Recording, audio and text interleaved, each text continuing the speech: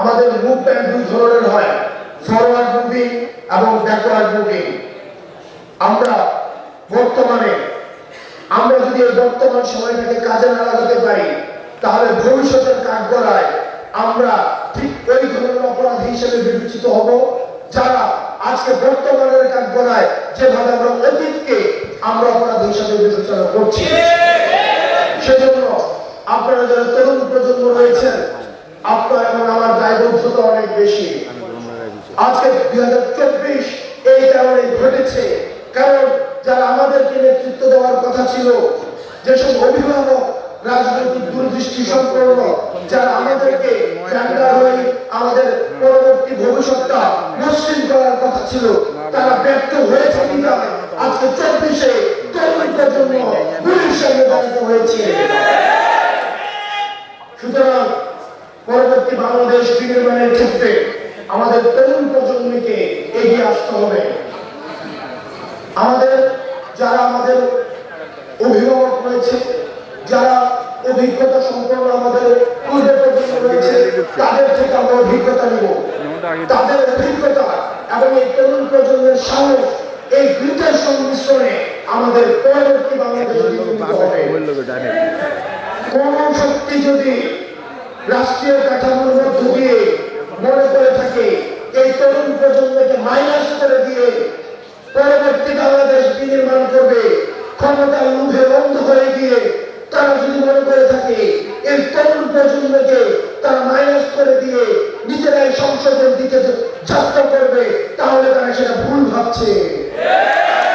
প্রিয় সহযোদ্ধা, আপনাদেরকে মনে করতে হবে আমাদের এই সংগ্রামটা যত না বেশি আমাদের দলীয়, তার চেয়ে বেশি আমরা একটা জেনারেশন কনফ্লিক্টের মধ্যে রয়েছি।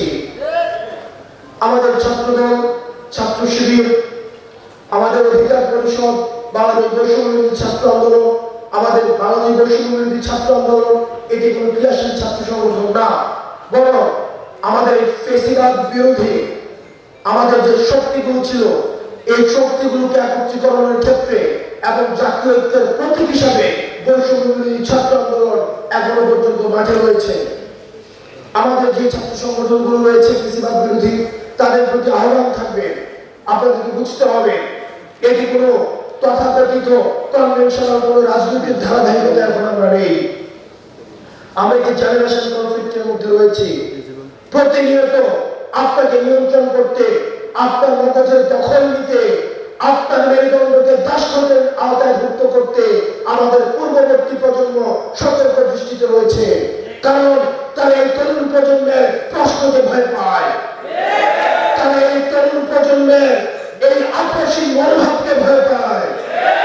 সুতরাং আমরা যদি ঐক্যবদ্ধ না থাকতে পারি, তাহলে আমাদের এই পূর্ববর্তী প্রজন্ম যারা আমাদের এই ফেসিবাদের এই শাসন কাঠামোর মধ্যে আমাদেরকে শিকড়বন্দী করে রেখেছিল, তারা এখন আপনার মগজের দখল নিতে ব্যস্ত, তারা আপনার স্বাধীন চিন্তার দখল নিতে ব্যস্ত, তারা আপনার মেরুদণ্ডকে বিক্রি করে দিয়ে আবার আপনাদের দাসত্বের আওতাভুক্ত করতে ব্যস্ত।